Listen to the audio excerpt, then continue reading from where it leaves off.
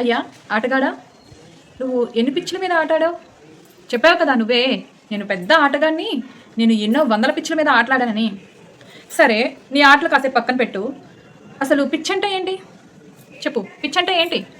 ఈరోజు శివాజీ గారు సామాన్లు అన్నదానికి ఎంతమంది అంటే సమాజం, సొసైటీ మొత్తం ఆడవాళ్ళు, నేను మగవాళ్ళ గురించి మాట్లాడట్లే, ఆడవాళ్ళ సపోర్ట్ ఆయనకుంటే కొంతమంది బరి తెగించిన ఆడవాళ్ళ సపోర్ట్ లేదు. అది పక్కన పెట్టండి. శివాజీ గారు ఏదైతే పదం వాడారో సామాన్లు అని, అది ఆయన సృష్టించిన పదం కాదు. ఎవరో సృష్టించి ఆఖరికి చిన్న పిల్లల నోట కూడా నానుతుంది ఇప్పుడు అది. చాలా మంది ఇప్పుడు చూడండి, ఇన్స్టాగ్రామ్స్ ఓపెన్ చేసి, ఇన్స్టాగ్రామ్స్, యూట్యూబ్స్, ఫేస్బుక్స్ ఎన్నెన్ని ఉన్నాయో ఎవరెవరికి అవన్నీ ఓపెన్ చేసి ఒకసారి చూడండి. సామాన్లు సామాన్లు సామాన్లు. ఇప్పుడు ఇన్స్టాగ్రామ్లో ఈ గుడ్డలిప్పుకొని తిరిగే బరి తెగించిన బ్యాచ్ ఉంది కదా, ఆడపిల్లల బ్యాచ్, కొంతమంది బ్యాచ్. సో వాళ్ళ వీడియోస్ కిందకి వెళ్ళి చూడండి. ఎన్ని సామాన్లు, ఏంటి సామాన్లు, ఎన్ని కామెంట్స్, సామాన్లు అని లేకుండా ఒక్క వీడియో ఉంటే అప్పుడు వచ్చి నా దగ్గర మాట్లాడండి. ఇప్పుడు ఆయన ఉరేసేయాలనో, లేదు అంటే ఏ అండమాన్ జైల్లో పెట్టేయాలనో, లేదు అంటే ఏ అడర్లో తీసుకెళ్ళో, లేదంటే ఏ మహాసముద్రంలో పడి తోసేయాలనో అన్నంత పగతో రగిలిపోతున్నారు కదా చాలామంది. కొంతమంది పెద్దవాళ్ళు, నేను వాళ్ళ పేర్లని మెన్షన్ చేయాలనుకోవట్లేదు, ఎందుకంటే వాళ్ళు పెద్దవాళ్ళు కదా. సరే, నువ్వు ఆటలాడావు, నువ్వు 100 ఆటలాడావా, 1000 ఆటలాడావా, 1,00,000 ఆటలాడావా, ఎవరికి కావాలి? నువ్వు ఎందుకు చెప్పావు?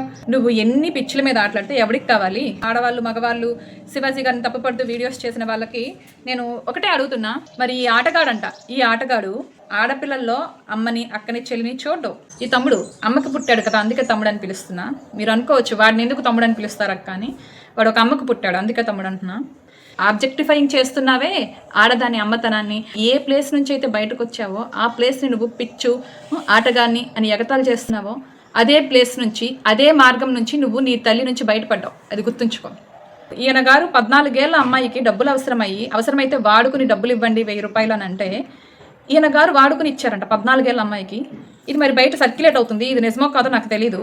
ఈయన గారు వచ్చి ఈ రోజున మేకల మీద అత్యాచారాలు జరుగుతున్నాయి, ఆవుల మీద అత్యాచారాలు జరుగుతున్నాయి, హిందువులు చేసేస్తున్నారు, ఏదేదో మాట్లాడుతున్నారు. ఇంకో మాట, భారతదేశంలో పుట్టి భారతదేశ విలువని తగ్గించే మాట్లాడుతున్నారు కొంతమంది ఆడవాళ్ళు, అలాగే మగవాళ్ళు. వాళ్ళకి చెప్తున్నా, దేశాల్లో వాళ్ళ సాంప్రదాయం ఫస్ట్ నుంచి ఎలా ఉందో ఇప్పటికీ అలాగే ఉంటుంది, వాళ్ళ డ్రెస్సింగ్ ఏం మారిపోవట్లా. బట్ ఇండియాకి వచ్చేసరికి ఎందుకు మారిపోతుంది? మన పెద్దలు మనకి ఎంత స్వేచ్ఛనిచ్చారు అంటే, స్టార్టింగ్లో ఒంటి మీద నూలు పోగు కూడా ఉండేది కాదు ఆది మానవుడు టైంలో. బట్ కొన్ని రోజులు అయ్యేసరికి మనకి సిగ్గు అనేది ఒకటి ఉంది, మన అవయవాల్ని బయటకు చూపించకూడదు అనేది ఒకటి మనకి జ్ఞానం ఇచ్చాడు కదా దేవుడు, ఆలోచించే జ్ఞానం. అందులోంచి వచ్చిన ఆలోచన అనమాట మన అవయవాల్ని కప్పుకోవాలి అనేది. Chudidars, jeans, long middies, shorts, ఇలా మన కంఫర్ట్ని బట్టి, మన ఇష్టానికి, మన స్వేచ్ఛకి, మన పేరెంట్స్ని వదిలేయబట్టే ఈరోజు మనం ఈ చుడీదార్సో, షార్ట్సో, స్లీవ్లెస్లో ఇంకొకటి వేసుకొని తిరగలుగుతున్నాం.